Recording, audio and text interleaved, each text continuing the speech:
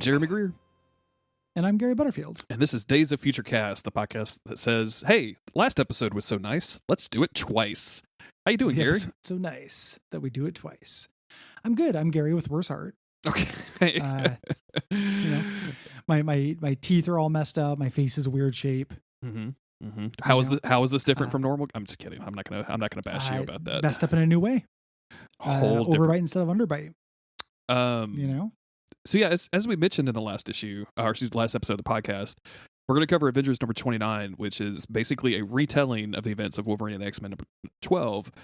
This time from the perspective of the Avengers, and as Gary mentioned, drawn worse and maybe written a little bit better. I think Bendis has a pretty good handle on this stuff. He's doing this is good Bendis. Yeah, I think. Yeah. But it's with a goofy, huge twist at the end that can't tell if I like or not. Yeah. Well, I knew he had to be folded into it eventually. Exactly. Yeah. I was curious as to what he was doing during all this. Like just hanging out.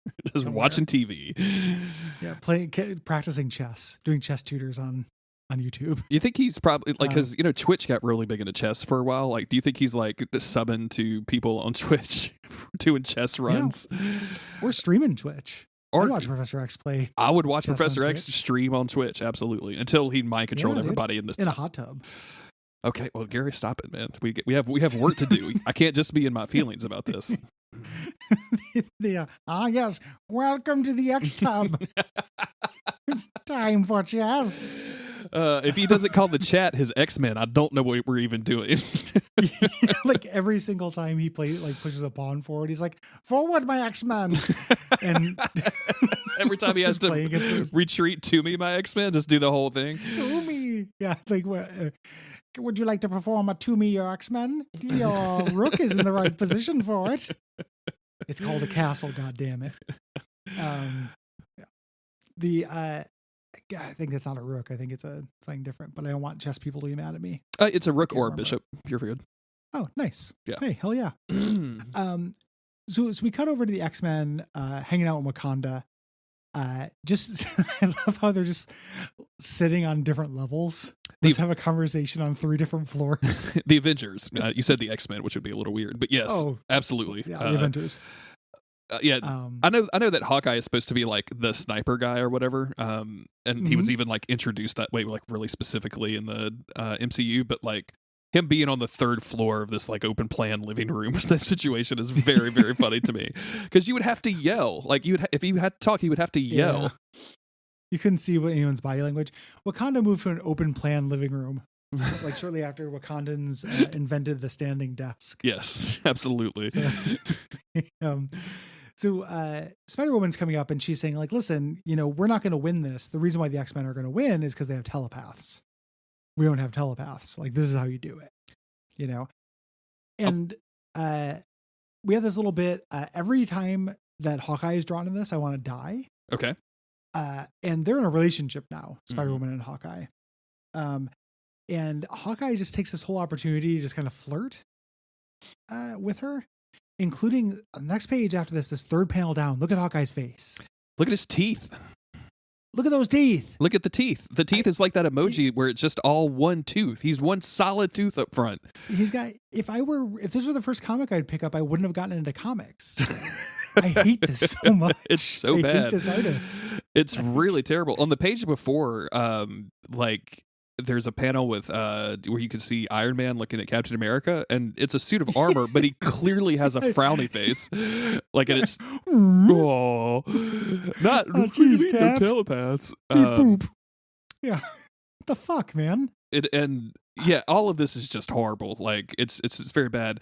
Also, I just want to say this just once to get out of my system, because as I was reading this, and the whole thing here is that they want telepaths, so they pull up a list of all of them, and then someone is like, most of them are mutants, like they wouldn't come on our side, and I'm like, is this tokenism? Like, are they trying to get a black on the team? Like, it really feels like, and I know you can't compare the two at all, but I just like, as I'm reading it, I'm like, what the fuck are they doing? Like, they bring up a list of all of their known black friends, and are like trying to pick one to come to Thanksgiving dinner.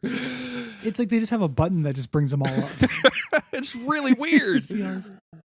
And then there's the one non-mutant they have who is a Avengers Moondragon, and Hawkeye's like, yeah, don't call her. And it's because they used to date. And I'm just like, man, Hawkeye, people are dying.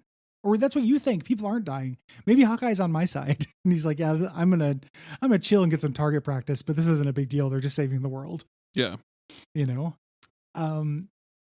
But they bring up this big list, and Captain America's like, I'll make a call. And Wolverine goes, he literally growls at him, making emoji faces at each other. It's very much making emoji faces. I mean, it's terrible. Yeah. How is this guy a legend? I understand that he was doing this in the 70s. So however old he was when he was drawing Thor, at this point he is 40 years older. Yeah. Mm-hmm. You know? And that's a lot of time to put on some hands. But this is just dog shit. Yeah. I hate it. We jump back over to the spaceship graveyard, where they are setting up for this trap. So Wolverine is kind of taking his position, which we saw in the last issue, or excuse me, last episode, sitting at a bar, and they're communicating via telepathy, which, you know, they don't have a telepath. So even though we know that they called Professor Xavier, like, as you're reading this, like, you're like, who did they call? Like, is this, yeah, you know, like, you just don't know. And I do love this frame of all of the X-Men sitting in a closet in the dark together. Like, that's very funny. All the Avengers. Yeah. Just like hiding out. Especially, for some reason, Ant-Man or Giant Man in the back, just not being a normal person. Like, how did you get through the big doorway? Is this closet? Yeah. And then look at, for some reason, Quicksilver is like a little tiny teen. Oh, no. Like Quicksilver is being played by Speed from the Young Avengers for some reason. And then look at Beast's face. He's just growling. And then Rachel Summers shows up. Yeah. And we have basically a scene by scene playback of all of the things that happened in the last issue. Yeah. With a lot of the same dialogue, the additional stuff that we get are the thought bits. You know, just like them regretting it, like they're like saying this was a mistake because they didn't think they would bring the X-Men. They thought it was just gonna be Rachel, and they were trying to trap her. So they have to deploy early. And we get that same fight. Except this time when Wolverine says, "I'm just glad your mama ain't here to see this," we have the frame. The panel of Rachel Summers. Oh, you mentioned my mom and my mom dead. Why'd you say that? So sad. Gosh darn, Wolverine. God damn it. And then it's fight scenes. So we get kind of the same exact fight scenes that we were seeing, except as you mentioned this time, they're overlaid with like telepathic thoughts from the Avengers side. Saying like, hey, you can't beat Namor. Rachel is blocking everybody from me. She's very adept. All this kind of stuff. They are here to win. And I don't know. As I'm reading this, I'm just like, okay, so all right. And we see there's this panel where Spider-Woman is like, oh, we have to get the innocents out of here. And I'm like, Rachel Summers did that. Like she got him out of there. You're the people that started blasting shit everywhere, so now they have to run even farther. Like you're the people who made them move everything out of the computer room so Giant Man could have some headroom to be in full size in the closet. Exactly. Like, yeah. What is this bar gonna do with a Dell server that's not plugged in? Yeah, it's an Avengers emergency that you take the Instant Pot and put it in the closet, the hallway closet, not this one. So we go through this. It's the same thing. We get to Rachel coming upon Hope here, and blast Black Widow. And this time, she's like, "I'm your sister, Hope. You're a mutant or fighter. We have a history of the Phoenix." And this time, instead of them doing the whole like, "This is your fight. You have to stay in it." Hope says, "Can I borrow a hairbrush?" And this throws her because this is not Hope. Yes. At this point, none of the stuff with Hope, mimicking her powers and turning into the Phoenix and all of that jazz. That was all fake. This is in fact Professor X. Surprise. Yep. Standing here, basically like, and he's like, "I'm really proud of you. You've grown. I'm sorry this is happening, but this fight needs to stop." And she challenges him on it. We get this little bit that's kind of nice. Like the Avengers were not being chumps before. They're like, we have to keep this fight up and we have to keep it over here so nobody sees what's going on. Yeah. this little bit of distraction. Here. She says, like, I can't believe that you're on Wolverine's side. And he says, I'm on the side that I've always been on. I'm on humanity's side. I'm on the side that's what's best for the mutant race. And I'm like, did you see all the people that got fed and then have water? Did you see the supervillain that's, powering the whatever seaboard now? Like, the electric supervillain who's providing Wi-Fi to Africa. I mean, how can you look at any of this stuff on and weigh it on a scale and not come up with like, well, they're doing good stuff. Like, if anything, you should reach out to the Phoenix Force and be like, anything you guys need. Like, if you guys want advice, like you should. Gonna grab you guys some water. Like, you guys still drink enough water? I've had some good ideas for years about how to, like, let's, maybe if anything, I would think that Professor Xavier would reach out to Scott and be like, hey, yo, like, let me be the interface between you and the humans or something. Like, let me serve in this role or something. But as opposed to just taking the phone call from Captain America to trick a team of X-Men, one of which is a student and basically like his adopted goddaughter from a different dimension. Like, it's pretty fucking terrible on behalf of Professor Xavier. Yeah, and he makes he regrets it. Yeah, he realizes that he just did it slowly. She warns Namor. Namor says Summers, so I don't know if if he's referring to Rachel Summers or if he's talking to Cyclops, right? Mm-hmm. Here, and Rachel realizes like, oh, this is just for me. This is to get me off the grid. Like, you're trying to take care of the telepath. They get into a big psychic fight, a big psychic blast off. Here, Namor comes over. He's gonna go take out Xavier at this point, and Xavier puts everyone to sleep. Here, I do want to mention that as they are doing the psychic blast off, they are basically doing the Moonlight Presence gesture from Bloodborne at each other while they do it. That is true. That is true. And I guess when he's not hot tub streaming, he's doing Bloodborne challenge runs. Bloodborne. Yeah, he's constantly doing Bloodborne lore. And if you're unlike most people who do Bloodborne lore, if you're a psychic, you can find new stuff. Absolutely. Like, yeah, it's from 2014, but you're still finding new stuff if you're a psychic. So he was able to read all the Chalice Dungeons at once. Can you he just chose not to share it with humanity. Can you picture the thumbnail from his YouTube where he's just like has the big weird face and it's like, I mind scanned Hideo Miyazaki and uncovered the cut lore from Bloodborne. What? And the one right next to it is like, I mind scanned Hideo Miyazaki. I know why there's no Bloodborne 2. It just he's with his eyes bugging out real big. Whoa. I can't. It's a really juvenile joke, but it works really well for me. Have you seen the guy who's like, why do all YouTubes look like this? And it's the Uber driver sucked me off. Yeah, absolutely. It's got the guy doing a face. It's like, what?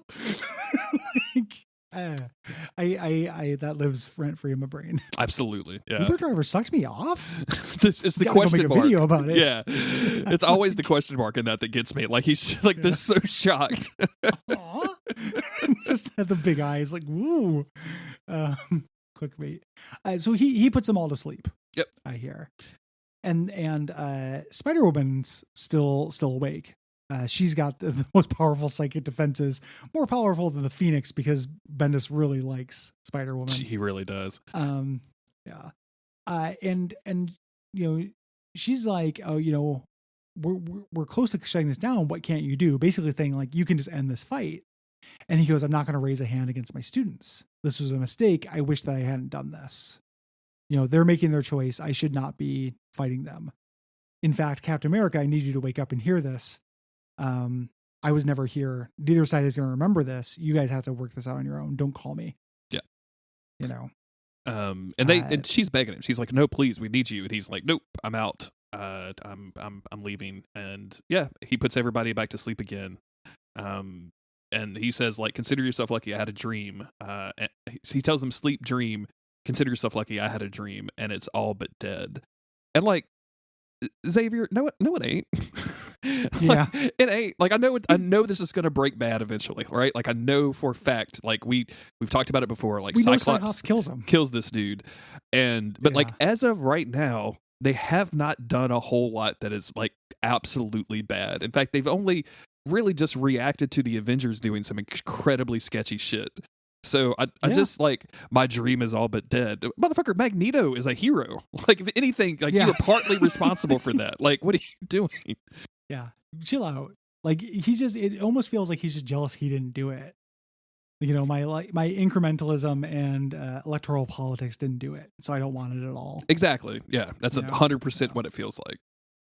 Yeah, it's pretty trashy. I want to see how it goes, but it bugs me that he's going to end up being right in the end and a martyr. You know? It is. I think you can really make the argument that every shitty thing the X-Men have done so far, the Avengers have pushed them into. And I think that the next issue, which is the closest the X-Men come to Breaking Bad, you know, as we see, we're going to talk about it, Namor attacking Wakanda. It's like they're just lording the Scarlet Witch over them. You know, what a weird, like, we have an extinction button for your kind. Nya. It's just there's a lack of anybody trying to think about how the other side would think about this going on. It's very strange. And you know, we get a kind of a preview for the next issue, which it seems to be the Avengers raiding something, like with a bunch of people carrying guns. And so the main character from Disco Elysium is over on the left. Yeah, exactly. Harry Dubois there. It's like they joined it's Spider-Woman and Hawkeye leading the Reavers for some reason. Very weird. Oldest and deadliest foe. I ended up liking this. I really liked what Rachel did at the end of the previous issue of Wolverine and the X-Men. So finding out that was all fake was kind of a bummer, but I still think it works. Like, I still think she would have made that choice. So I'm not as bummed as I was. And this was an interesting take on like a fight thing. I feel really bad for the people that were like, oh, I read Wolverine and the X-Men. Like, well, did you read Avengers number 20? No, why? What happens over there? Like, having no clue. Yeah. It is good. It is good. I'm curious as to what will happen. So, and that's the best thing that can happen, you know, in this, is I want to, I want to be on board to keep reading.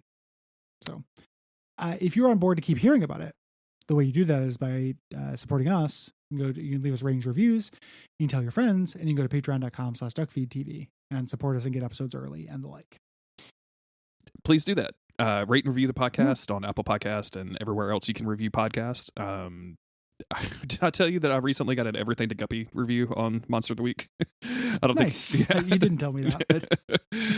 I sent it to Chris because I get the emails for reviews, and the people that review Monster of the Week are just crazy Supernatural fans, not fans, not crazy gamers, so I can still look at my reviews without being horribly depressed, unlike you and Cole, because you guys have gamers reviewing your podcast. And when I sent it to him, he was like, what the fuck is ETG? I was like, just best not to ask, dude. Just skip it. Yeah, you're okay. Yeah. But yeah, review podcast, tell your friends, tell your parents, tell your teachers, tell your guidance counselors, and we'll be back with AVX number 7.